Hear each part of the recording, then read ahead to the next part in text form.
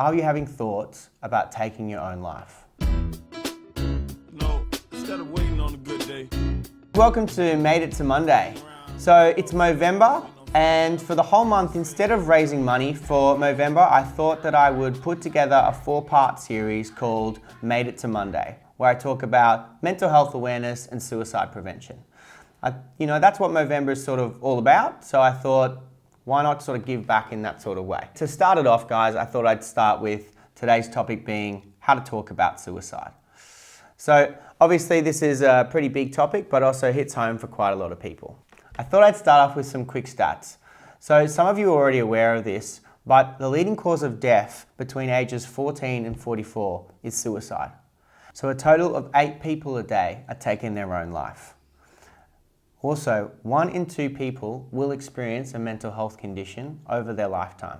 Now these stats are crazy. These stats are so high. So to break it down, you don't have to be a therapist or a mental health professional to be able to talk about suicide. What I'm trying to get today is the conversation about how we can all support each other and support our mates. So firstly, who and why? Unfortunately, a lot of people are thinking about suicide. And who is about the people that are thinking that life is getting really hard. They're not able to sit with those emotions and they're becoming too unbearable. They're avoiding what's going on for them and it's becoming just too much for them at all. There's a need to escape from big emotions. Or maybe they're feeling hopeless and helpless. So for lots of different reasons, people are going to be thinking about suicide. So what to look out for? The biggest thing to look out for is called invitations. Invitations being, I can't do it anymore. Life's really hard at the moment. I don't think I can go on. I don't have a purpose. I don't have direction. I just can't do it.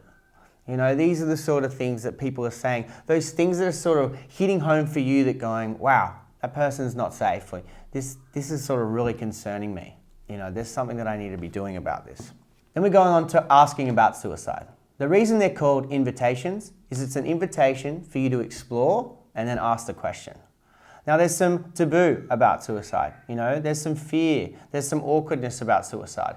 At the end of the day, asking about suicide is potentially going to be saving lives. It's potentially going to, at the bare minimum, be supporting someone to be able to talk to you, and be able to show you that you care about them and let them know that. So it's as simple as, have you been thinking about suicide? Are you having thoughts about taking your own life? It's simple. There's no judgment. It's really just asking, From there, that person's able to talk. That person's able to really just break it down for you and explore what's going on for them, and you just sit with them in that. The next thing to do is just listen. Just listen. Listen to them cry. Listen to them talk it out. Listen to them get angry. Whatever it's about you being there and just hearing what they have to say. Forget all your judgments about suicide. Forget obviously that you don't want that person to die. Leave that out of it. Just be with them and listen to them. That part can be really, really hard. Asking can be really, really hard. So the next part is safety is key. Whether the answer to your question is a yes or a no, safety is the most important part when it comes to that. So yes, it's going to be uncomfortable.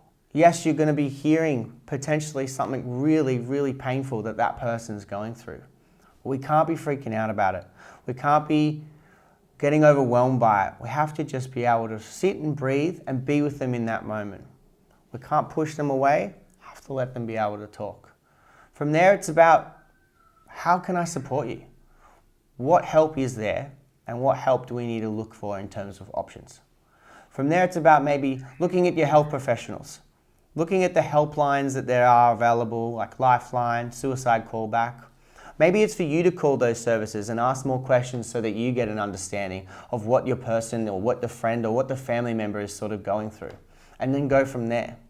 Maybe it's just being able to talk to them enough that actually gets them to think about reasons to live. Those turning points where you go, you know what? Yeah, this is why I want to keep going. This is what I want to do. And that's a beautiful space if we can get it to that space. So this is essentially, it's a brief rundown, me giving advice to you so that you're able to take away what you can from this. But obviously there's so much more information out there. There's so many more options and there's so many more different resources that we can get. What I'm going to do is put some links to some stuff below, whether it's to find out what risk people are at, whether it's looking at safety planning, whether it's, different apps that are for keeping myself safe. Whatever it is, I'm going to try and provide that in the link below so that you can look at more information if you need to. So at the end of the day, I'm a psychotherapist and I deal with suicide on a daily basis, and so do many other mental health professionals. And yes, that is part of the solution, but it's not enough. It's such a crisis at the moment in Australia, and we all, I think, need to play a role in that. We all need to take a part in this sort of thing. Australia needs to step up. We all need to sort of have a part in this.